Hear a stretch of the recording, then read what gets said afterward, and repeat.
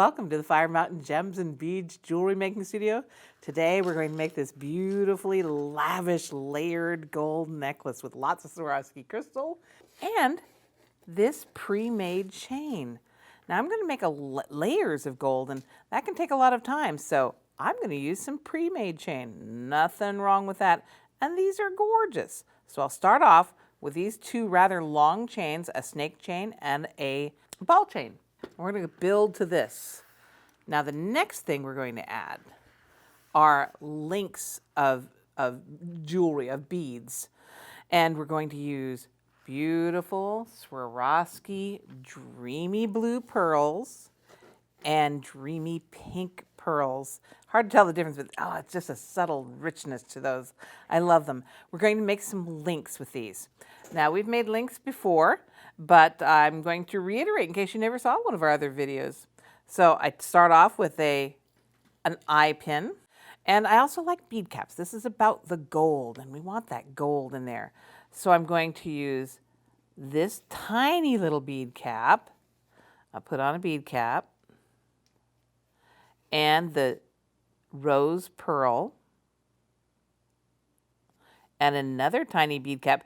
To me, bead caps are kind of like the frame of a painting. I just think they're beautiful on there. And then I want a bigger bead cap to go with the blue pearl because it's a bigger pearl. So I will use this larger bead cap and the blue pearl, another bead cap, and we need another little rose pearl on there, so I'm going to do another little bead cap, the rose pearl, and another bead cap. Ta-da! Now this is an eye pin, so it's already got a loop on one end. And the next thing I'm going to do is make a loop on the other end that looks almost exactly like that one. That is the challenge for a lot of people, is to make the other loop the same way. So I start with a 90-degree bend or thereabouts. I'll trim off my excessive wire here, and just because I've done so many of these, I kind of have an idea. If I left it too long, it's okay. I can just trim off a little bit more.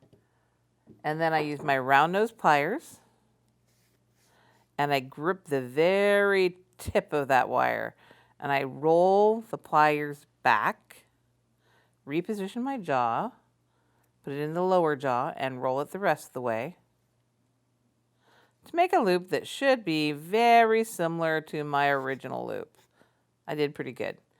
And now, do that about 15 more times.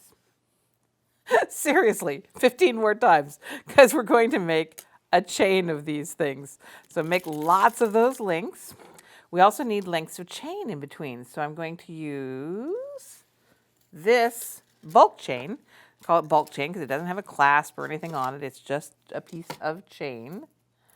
And it's kind of a challenge sometimes to cut 16 lengths of chain all the same. So I'm going to show you my tip for the best way to do multiple lengths of chain.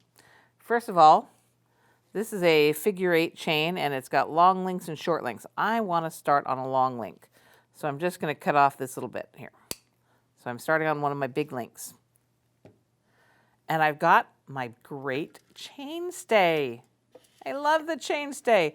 This is actually meant to like hang a bracelet in there, and then you can hang your drops on it. But what I use it for is for my chain. I put just an eye pin in here. I just stuck it in there. And then I can hang my chain on there. And I can cut it the length I want. In this case, I want to use 5 of those long links. 1, 2, 3, 4, 5 long links. That's how long I want my links to be. And now I just have to cut 16 more, exactly like that. So I cut off the short link, put on another one of my long ones, and I can use that as my template. So let's say I've already cut all those lengths, and now we just need to put all of this together. Oh, looky! I've got some that's already together. Yay, me. And we're just going to continue this. In this case, I used a jump ring. Excuse me, let's get the other end. I used a jump ring to connect everything.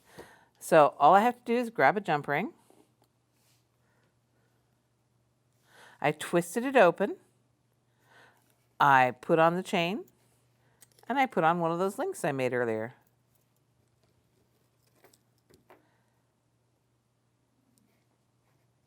And next I'll add a length of chain. Oops, a jump ring.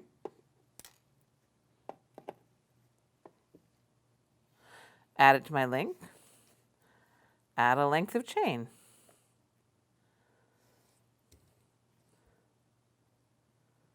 Ta-da! Super easy and makes a beautiful, elegant look. Another jump ring. Put it on the end. Add a link.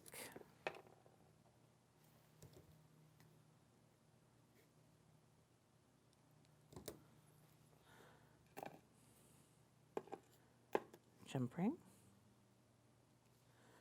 Put it on there. Add a chain. Close the jump ring. And keep going until you've put all 15 links on here. And the last thing we need is a clasp. So I've used this little lobster claw. Maybe any clasp you like. Now with this necklace, because it's multiple parts, in fact there are 5 parts to it, I believe. Yeah, 5 different necklaces. You could have connected these all with a multiple strand clasp, but that means you'd always have to wear all 5 necklaces. By making it as 5 individual necklaces that just coordinate with each other, you can wear as few or as many as you like of the 5 necklaces. So there we have a nice long link chain. I've already got a jump ring on that side. Let's add it to our layers of chain and see what we got so far. So that's beautiful, but we can make it even more lavish. Okay, we've made links with pearls. Now let's make some links with this new color of Swarovski. This is Iris AB2X, and it's gorgeous. And we're going to make links again. So this is very similar to what we did before, only even easier. All I'm doing is putting on the iris bead, making that 90-degree bend, nipping it off, using my round nose pliers to grip the very tip of that wire, roll it backwards, reposition my pliers, and roll it again. And there I have a link. Now, make a whole bunch of those. In fact, for this one, I made, I can't even read my writing, 32 links. 32 of them. So make a lot of those links. And luckily, I just happen to have a whole bunch that I've already connected together. Now this one, nothing fancy, no chain, no or anything. It's just connect the links with jump rings. So here we go. Open up a jump ring.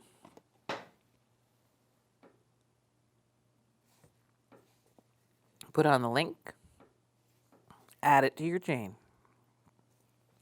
And we will keep doing that until all links have been added.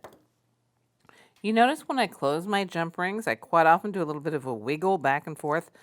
I do this almost as much by feel as by looks. I can actually feel the little ends of the jump ring touching each other as I close them up. And sometimes I like to wiggle it back and forth a little bit because metal, when you move it like that, you're hardening it. Makes it more brittle, and eventually it will break if you remember breaking things by bending them back and forth. But it also makes it a little harder and a little harder for it to come apart again. So I give it a little bit of work hardening as I'm closing the jump ring. I also make sure I can feel that closing. One more link. And I've got a jump ring on that side ready to accept the clasp. There we go. Jump ring, and I'm going to use the same small clasp. I chose these clasps because, for one thing, the necklaces are long enough. You don't even have to unclasp them to put them on over your head. And because I'm making 5 necklaces, I thought it was nice to have them all be small clasps so you don't have a big wad of clasps on the back of your neck. So a jump ring, the clasp onto the last link. Close it up.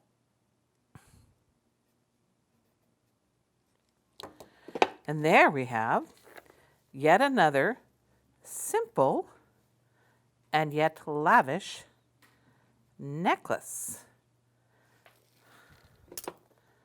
You could wear that alone, or we can add it to this collection we're making here. Here we go. This is what we've got so far. Now we're going to add that Swarovski crystal aspect of it. Oh, this is getting really pretty. I love this. You could even like tie a knot in it if you wanted to. Yes, I like it.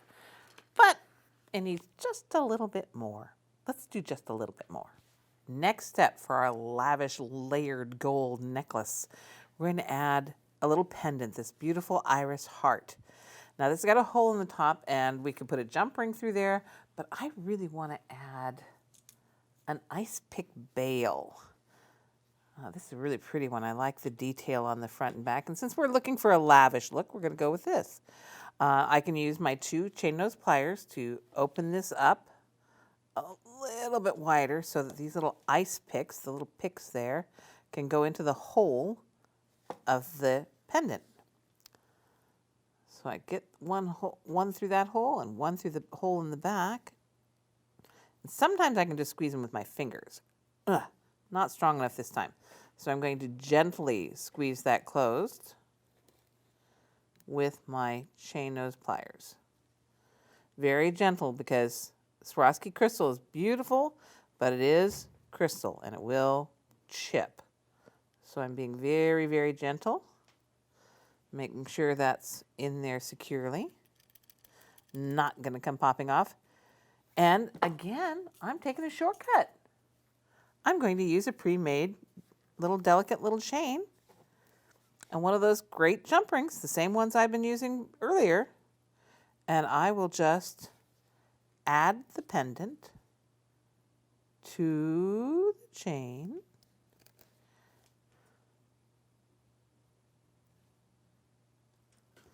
There we go. And this little pendant will complete our lavish look. Let's see how it looks all together. All that beautiful shiny Swarovski crystal, the little crystal heart. There you have it, a lavish layered gold necklace. Thanks for joining me here at the Fire Mountain Gems and Beads Jewelry Making Studio. I do hope you love this set because I do. Have a great afternoon or evening or daytime or whatever. Happy beading.